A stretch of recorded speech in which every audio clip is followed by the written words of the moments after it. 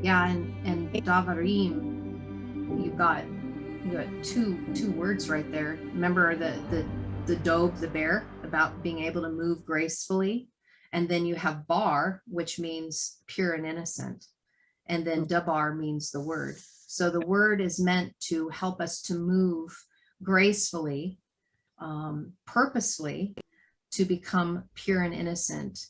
And that then becomes Devarim, Yod Mem, which means the sea, like the sea of those who are unified together, that are walking in the power of completion, shalom. They're no longer in the chaos. Yeah. So they're speaking words of power, that because they don't have chaos in here. Everything is about their words are bringing peace. These are the peacekeepers. These are the peacemakers.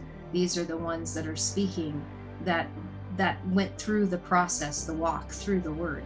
One of the most beautiful things on that is Dor, the two flanking letters of Dabar, is the word for pearl.